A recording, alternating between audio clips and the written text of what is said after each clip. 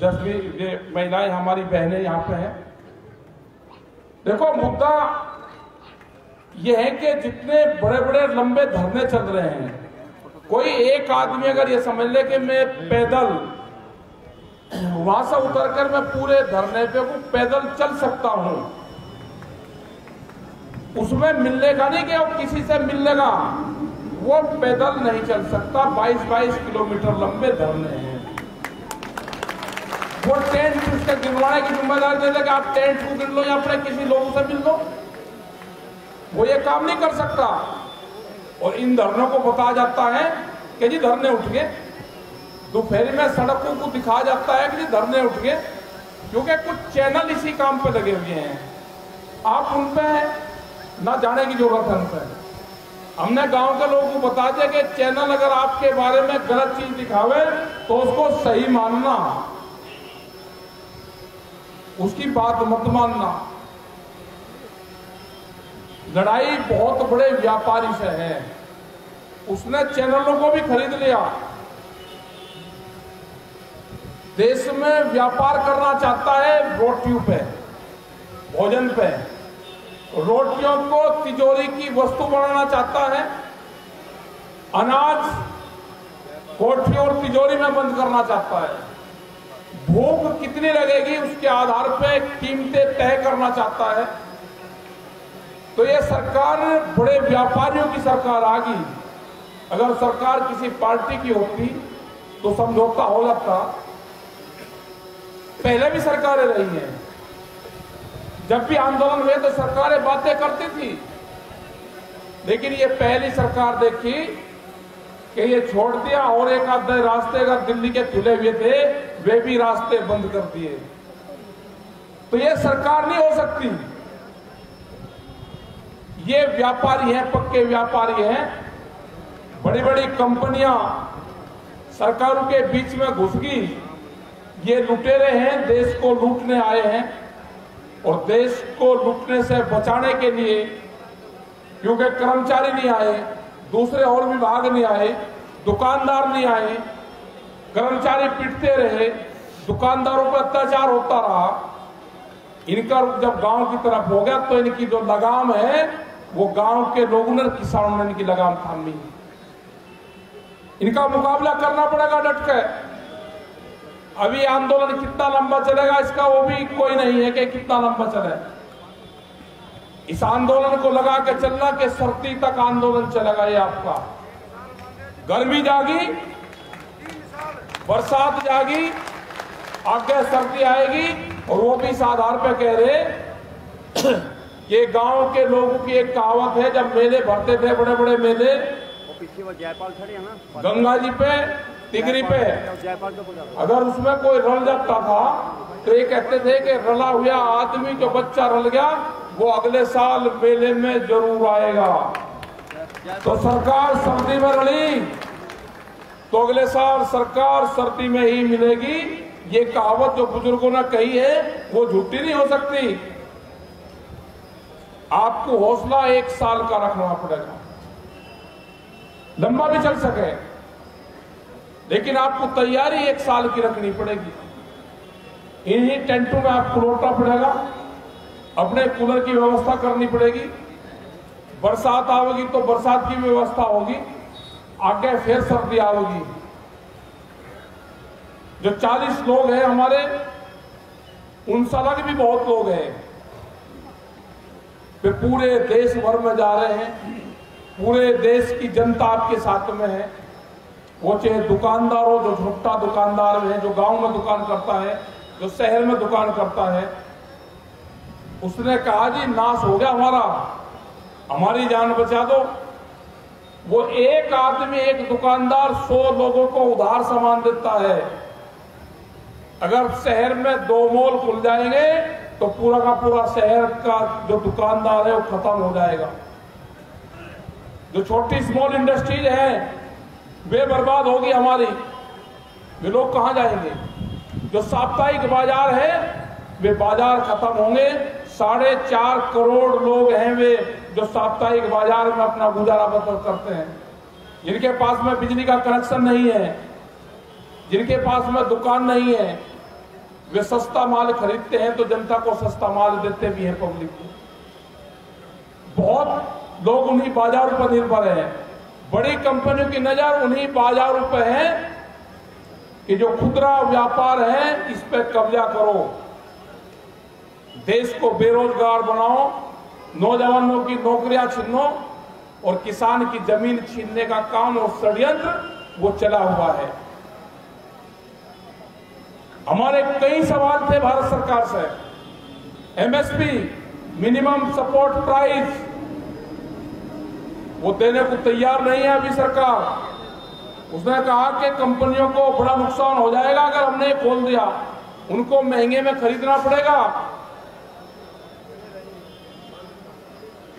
हमारे लोगों ने कहा भाई महंगे खरीदना पड़ेगा तो हमारा जो डिफरेंस है वो सरकार दे दे।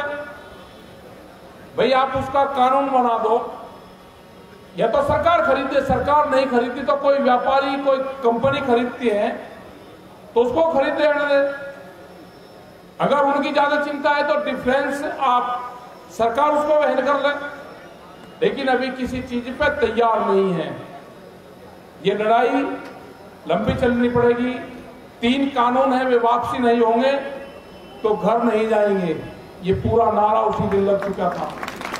3 बिल वापसी होंगे, एमएसपी पे कानून बनेगा, अपने फसलों को हम एमएसपी से कम पे नहीं बेचेंगे।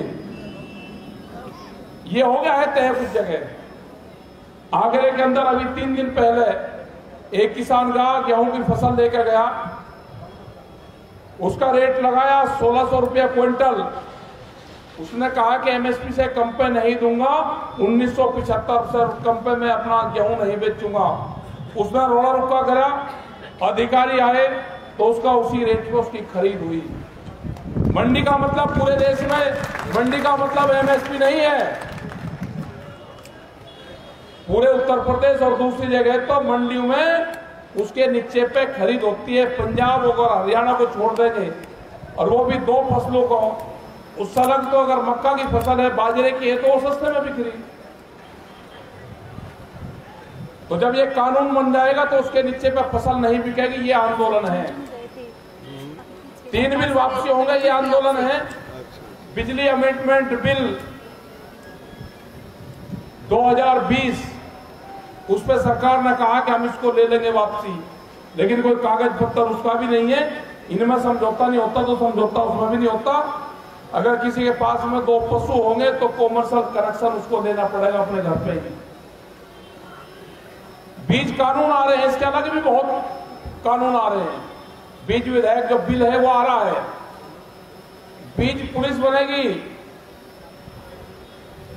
वो देखेगी खेत में क्या बुरा। अगर कोई किसी कंपनी का बीज आपके खेत में निकल गया तो मुकदमे दर्ज होंगे। पंजाब में ये हुए भी हैं।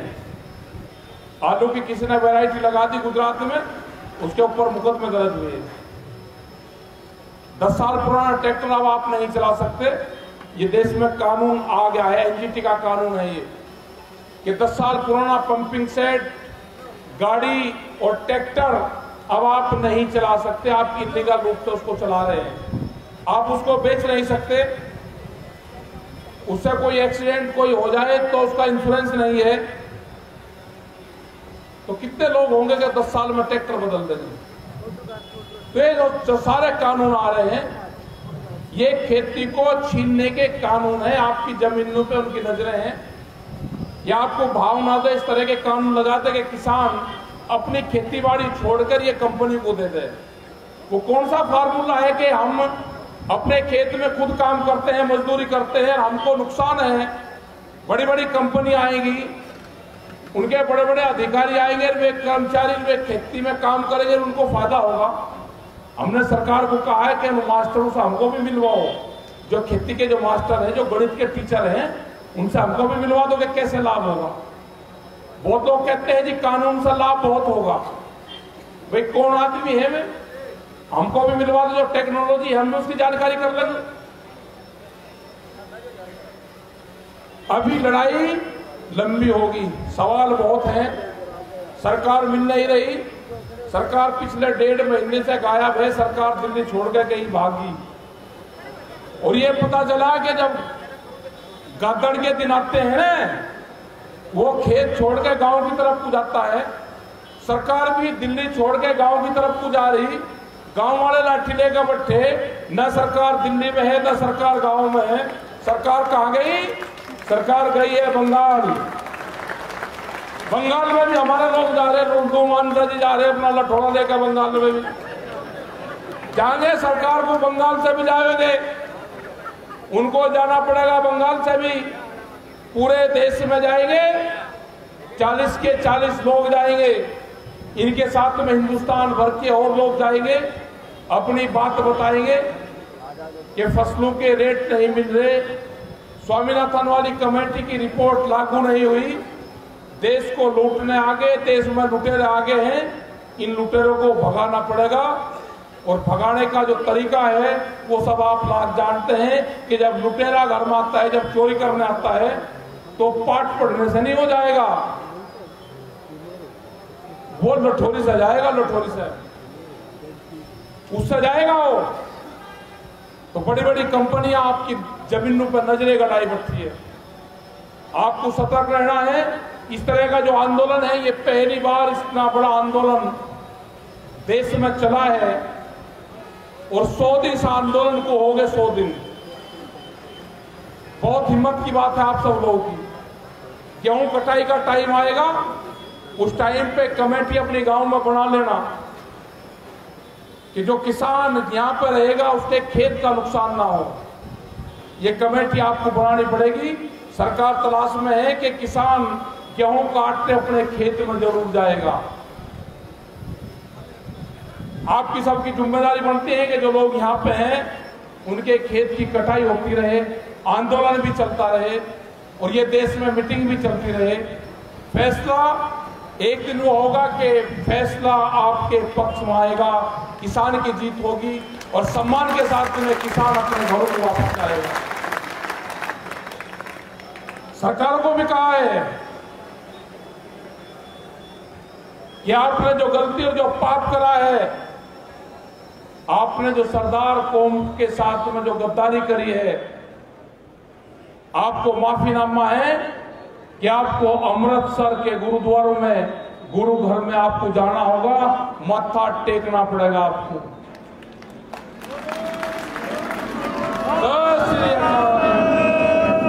तो अपनी तैयारी करो। और यहाँ पे जितने भी हमारे संयुक्त मोर्चे के लोग हैं, इस आंदोलन को, इस मंच को बढ़िया तरीके से आप चला रहे हो।